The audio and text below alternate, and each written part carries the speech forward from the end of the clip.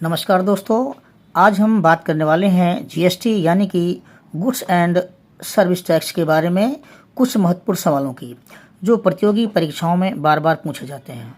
अगर आपको जीएसटी समझने में दिक्कत होती है या आप शॉर्ट ट्रिक से सवाल हल करना चाहते हैं तो यह वीडियो आपके लिए बहुत ही इम्पोर्टेंट होने वाला है। इस वीडियो में हम सीखेंगे जीएसटी क्या है, जीएसटी कैसे निकालते हैं और एग्ज़ाम में आने वाले कुछ इम्पोर्टेंट क्वेश्चंस। तो वीडियो को अंत तक जरूर देखें और अगर आप ऐसे ही मैथ्स के आसान ट्रिक्स सीखना चाहते हैं तो चैनल को सब्सक्राइब करना ना भूलें। तो बच्चों, हमारा पहला सवाल है, किसी वस्तु का मूल्य रुपया 1000 है, उस पर 18% जीएसटी लगाया जाता है, अंतिम मूल्य कितना होगा? तो बच्चों देखिए, यहाँ पे जो जीएसटी है वो 18% लगाया जा रहा है और वस्तु का मूल्य जो है इतना है। अंतिम मूल्य हमें ज्ञात करना है। तो जीएसटी कितनी हुई? जीएसटी 18% निकाले। तो पहले जीएसटी निकालते हैं हम इसकी।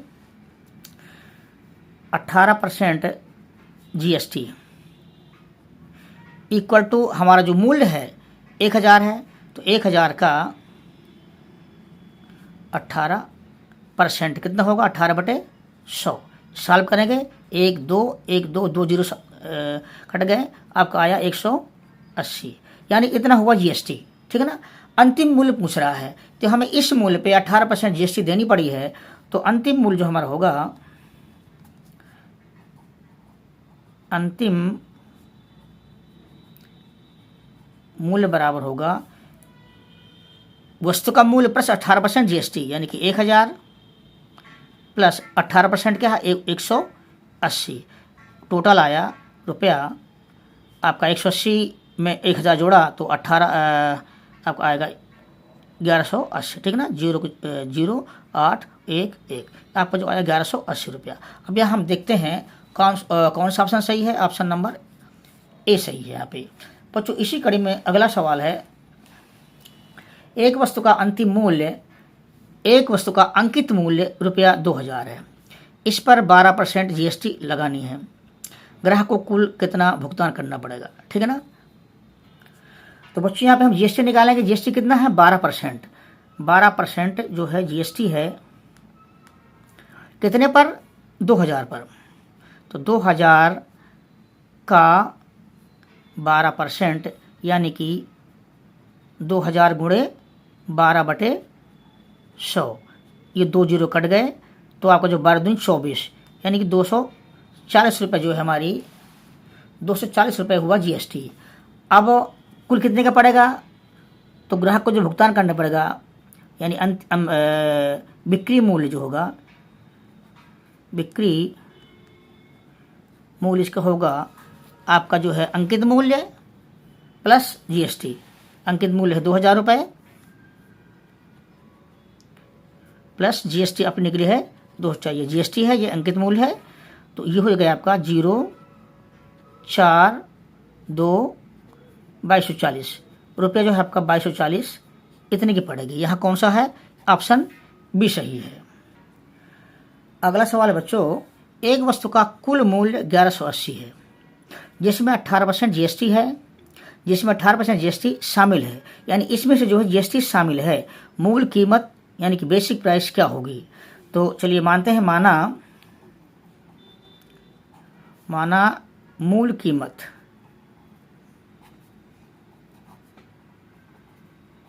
बराबर रुपया x, इतनी मूल कीमत है। ठीक है ना। तो इस पे जीएसटी लग रही है 18%, तो आपका मूल कीमत प्लस जीएसटी बराबर है 1180। तो हम पहले जीएसटी निकालते हैं। 18% जीएसटी जो कि मूल कीमत पर लगती है, x का 18% क्या होगा? 18/100 लिखी चीज़ है ना। तो आपका जो हो गया ये, इसके से भाग दिया तो 18 आएगा, बराबर 0.18x आया। ठीक है ना। जो जीएसटी आई वो आपकी जो है x का 18% यानी कि 0.18x, इतनी जीएसटी आई। अब हमारी चीज़ जो कुल मूल्य है उसमें 1180 है, जिसमें 18% जीएसटी शामिल है। तो यानी जो 1180 है ये आपका जो होगा मूल कीमत प्लस 18% जीएसटी। तो हम कर देते हैं यहाँ पे मूल कीमत प्लस 18% GST बराबर आपका होगा 1180। इतनी जो है उस पर कुल मूल्य वस्तु का है, ठीक है ना। तो इसको हल करेंगे, आपका 1.18x इक्वल टू 1180, तो x बराबर होगा 1180 डिवाइडेड बाई 1.18। इसके ऐसे भाग देंगे तो आपका जो आएगा, पर गुणा कर लिया 100 को ऊपर नीचे, अब 1180 00/118, इससे काटा इसको तो आपका एक बार में कटेगा और 000 यानी कि 1000, इतना रुपया आया उसका। तो इसका कौन सा ऑप्शन सही है? ऑप्शन नंबर ए सही है यहाँ पे। और इसी कड़ी में अगला सवाल है, चौथा सवाल। एक व्यापारी रुपया 5000 की वस्तु खरीदता है, इतनी की वस्तु खरीदता है और उस पर 10% लाभ लेकर, इस पे जो है 10% लाभ लेकर बेचता है, ठीक है। 5% GST लगाकर बिक्री का मूल्य क्या होगा? उस पे जो है 5% GST लगती है, तो बिक्री मूल्य क्या होगा, ठीक है। तो 10% लाभ है, इस पे 10% लाभ, तो निकालते हैं 10% लाभ, वो कितना होगा? आपका 5000 की वस्तु में 10% लाभ यानी कि 10/100, ठीक है ना। कट गए ये 00, आपका आया यहाँ पे 50 × 10, तो आया आपका ये 500। इतना रुपये उससे लाभ हुआ। इस लाभ, तो कुल मूल्य कितना हो इसका?